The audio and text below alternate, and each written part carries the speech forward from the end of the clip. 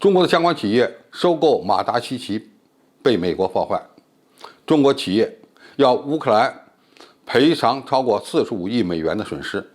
那么乌克兰赔偿不起怎么办？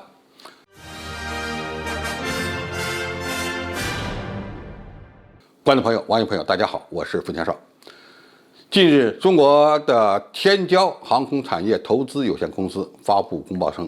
针对乌克兰方面过去5年以来针对中国投资者的不公平待遇，已经按照规定程序向海牙常设仲裁法院的仲裁厅提交了仲裁申请书以及相关的证据材料，裁定乌克兰赔偿45亿美元以上的损失。马达西奇公司是世界上主要的航空发动机生产商之一，但是苏联解体之后，该公司难以为继，生产呢处于停滞状态，负债累累。那么2014年以后呢，中国企业就成为了该公司的主要的战略合作伙伴。天骄公司收购了博古斯拉耶夫所持有的马达西奇公司56%的股份。在苏联解体之后呢，马达西奇失去了俄罗斯这个最大的客户，它与中国的合作一直被看成是挽救乌克兰航空发动机产业的一个关键。为此呢，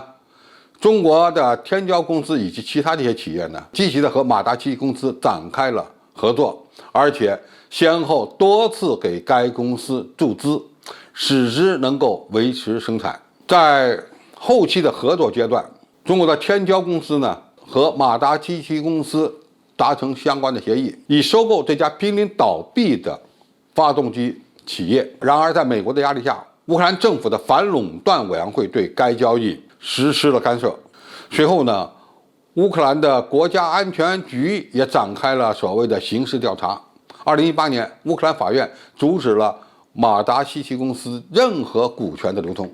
随后，天骄公司作为马达西奇公司股东的法定权利、责任和义务被非法剥夺，同时呢，他们被迫中断了与马达西奇公司正常的商业往来。可以说，乌克兰在相关军工企业的发展方面受到了美国的打压和制衡，最终导致乌克兰政府阻止了这项交易，也严重的损害了中国相关企业的利益。北京天骄航空产业投资有限公司称，根据1992年10月31日生效的乌克兰政府和中华人民共和国政府关于促进和相互保护投资的协定，中国投资者要求裁定乌克兰政府违反了中乌双边投资协定。他为什么要求乌克兰政府赔偿呢？因为在这件事上，乌克兰政府竟然将马达西奇公司收归国有，而前期的这些投资他不予承认，因此他们就提出必须充分的补偿由此而造成的所有损失，那总金额大概是超过了45亿美元。马达西奇公司的收购可以说经过了多年的磨合，本来马上就要成了，但是在关键时刻，由于美国的插手和乌克兰政府听命于美国的相关指令，从而导致收购失败，不但给中国的天骄航空公司造成了巨大的经济损失，同时呢，也对我们国家的相关的一些产业发展呢，造成了一些冲击。我们知道，马达西奇公司呢是世界上比较大的一个航空发动机公司，它的主要产品呢是由小推力的涡扇发动机、适合直升机使用的涡轴发动机以及大涵导比的大推力的涡扇发动机等产品构成。应该说，这些技术呢，对我们国家而言是有一定的吸引力的，因为我们过去的航空发动机的发展呢，有这么一个比较大的问题，就是缺轻少重。中等的军用发动机呢，我们研发生产能力比较强，生产的产量比较多，但是大型的涡扇发动机，我们在这方面呢是有空白，或者是有不足的。因此，如果收购了马达西奇公司，将有助于我们在这个领域的技术进步。当然，也并非说一定要依靠这家公司才能提升我们的发动机产业，因为从近些年来的我们的发展趋势看，小型的涡扇发动机我们在开发，是吧？大汗道比的适用于客机和大型运输机的涡扇发动机，我们也在研发。那么至于直升机用的涡轴发动机，目前呢，我们已经推出了好几款系列化的产品。可以说，再过若干年，马达西奇公司对我们的吸引力就没有那么大了。但是就目前阶段而言，收购这家公司对中国的航空产业的发展还是有利的。这次的收购失败，责任完全在乌克兰方面，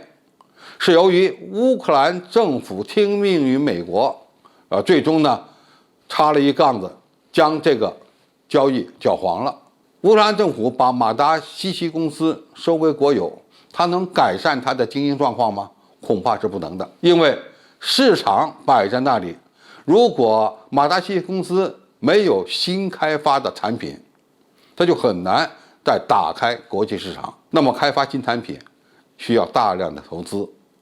按照乌克兰现在的经济状况，恐怕是很不现实的。如果有中国的资金注入，这家公司呢不但能活下去，可能今后还会活得比较好。但是现在这个前景，是吧？目前呢已经遭到了破坏。那么一旦马达西奇公司变成了乌克兰的国有公司，经营状况再不好，它会不会因此而倒下，进入破产的边缘？那目前它会向哪个方向走呢？对马达西奇公司产品感兴趣的国家呀，现在不多，是吧？过去呢，中国、俄罗斯可能对它的一些产品感兴趣，但是乌克兰现在跟俄罗斯的关系这么紧张，产品是不可能卖给俄罗斯了。俄罗斯呢，只能自己开发直升机的动力系统。我们现在对马达西奇公司感兴趣的是小型的涡扇发动机。那么如果这款发动机到不了手，我们有后备的方案，因为中国也在研制类似的动力装置，只不过周期呢可能要长一点。那么还有没有其他的客户对马达西奇公司的产品感兴趣呢？还有一家，那就是土耳其。那么土耳其航空发动机产业基本上为零，因此如果土耳其对马达西奇公司的某些动力装置感兴趣，那么有可能呢双方会进行合作。那么这个合作无论是规模还是技术，恐怕都是有限的，因为土耳其没技术，它顶多是引进乌克兰技术，实现它的发动机的国产化而已。那么这个注资是有限的，在这样的情况下，靠土耳其注资，马达西奇公司很难长时间的存活下去。